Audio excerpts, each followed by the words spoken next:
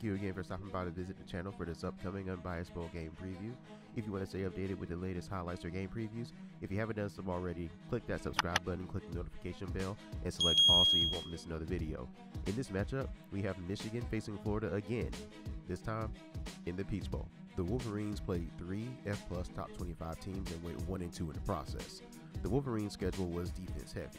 They faced 6 teams in the top 50 in defensive S&P, with 2 teams in the top 5, which would tie them for second among the 12 New Year's 6 participants, with their bowl opponent Florida. But their offensive schedule had one elite offensive team, which was Ohio State. Their loss against Ohio State would be their quote-unquote worst loss according to F+, but having 2 losses to teams in the top 10 is nothing to be ashamed of, unless it is against your bitter rival. It's difficult finding comparisons for Florida. The best rushing offense at Fifth Florida would be Maryland at 17th, but the next team after them would be Indiana at 52nd. So Florida is bracketed between the two teams by a wide margin. Maryland rushed for 4.68 yards per carry against the Wolverines, but they were held to a 19% success rate. Notre Dame's passing game is next on the list, but their game was against Brandon Wimbush, who was a quarterback who is now looking at a transfer. The Michigan offense did whatever they wanted to the Nittany Lions rush defense, but the player that did the most damage will not be playing in the upcoming bowl game. Karan Higdon ran for 132 yards on 20 carries at 6.6 yards per carry. Without him, the Wolverines ran for 4.57 yards per carry. Michigan State's passing defense is not a good comparison because they're statistically better than the Gators. Shea Patterson threw for 212 yards at a 56% completion rate against the Spartans, and Michigan was held to a 37% passing success rate. Yo, I can't even lie, this was a difficult schedule for Dan Mullen's Gators. Their average opponent is ranked in the top 50 in their respective categories, but if not for a few losses against Missouri and Kentucky, you can make that argument that Florida could have made a case for sneaking into the playoff as the best one-loss team in the country. But when you lose to Kentucky early in the season and you melt down against Missouri, that leaves the Gators with a Peach Bowl berth. The Gators come into the postseason with the best FEI resume with Stanford as their average opponent, and they had the second best defensive schedule of the 12 teams in the New Year's 6. The Gators didn't allow a single rusher to get more than 56 yards against Vanderbilt. Florida allowed 5.3 yards per carry against the Commodores. Keyshawn Vaughn was the leading rusher on that team, but he had 43 of those 56 yards that came from one run. The Gators held Vandy to a rushing success rate of 38% in the game. Now, Florida's pass defense didn't fare too well against Georgia. They allowed Jake Fromm to get into a rhythm as he carved up the Florida secondary for 240 yards at a 71% completion rate. Now, the Gators didn't fare too well against Missouri and Kentucky on offense. The Missouri defense limited the Gators' running game, and LaMichael Pirine was the leading rusher with 42 yards on 10 carries. The Florida passing game is not good news either.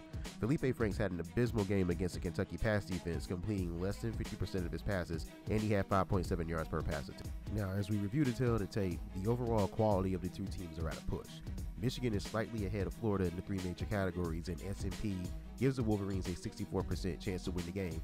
Vegas also likes them as a 7-point favorite.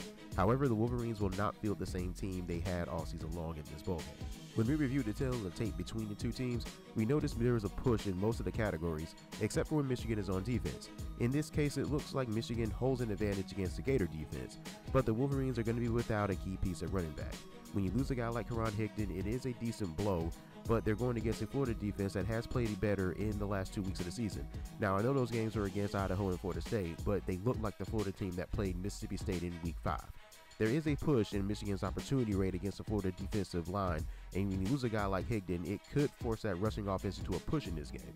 Now, Chris Evans needs to step up in this game, not just running the football, even though I think he is a better runner in the slasher, but he has to step up in pass protection as well, especially if the offensive line cannot protect Shea Patterson from Ja'Kai Polite and Jabari Zaninga at the first level.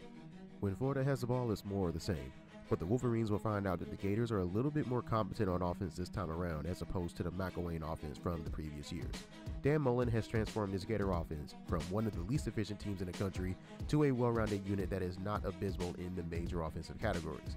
Now, make no mistake, Michigan is a solid defense and you don't need advanced metrics to tell you that, but the Wolverines are going to be without linebacker Devin Bush and defensive end Rashawn Gary. Now, that is a big deal. Maybe not losing Gary, but losing Bush is a big deal, especially for a Michigan defense coming back after having the worst performance they had all season against Ohio State. You can expect Dan Mullen to extrapolate a lot of information from that game tape. And the keys of the game for Michigan, they have to control the edge rushers from Florida. Ja'Kai Polite is one of the most efficient starters on the Florida defense. If the offensive line can give Shea Patterson time to throw against Florida's secondary that is 83rd in passing down defense, they can dominate the time of possession and give their defense time to rest on the sideline. For Florida, they have to force Michigan to tackle in space. Now, Felipe Franks needs to play well in this game. Usually players take a big leap in bowl game preparation, and Franks has the arm strength to make throws. His issue has always been accuracy. If he can deliver a good ball, then the Gator wideouts need to catch those passes.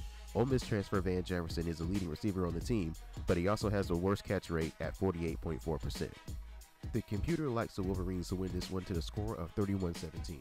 The Wolverines allow 59% of their opponent's scoring average, and they score 136% of what their opponents allow.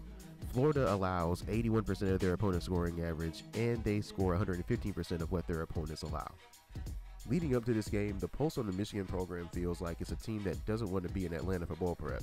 And on the other side, Florida looks like they're a team that really wants to be there and beat the Wolverines.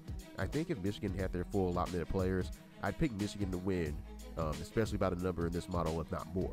But I think I'm going to go with the Gators in this one in an upset, but I think it's going to be a lot closer contest to the score of 24-21. That is going to be it for this bowl game preview of the Peach Bowl. Let me know what your thoughts are on the game in the comment section below. Give me your score prediction and also tell me why your respective team is going to win the game. I hope you enjoyed the video. All I ask is you give the video a like, and if you love college football as much as I do, hit that subscribe button if you want to stay updated with the latest previews and the occasional highlights. Thanks for watching.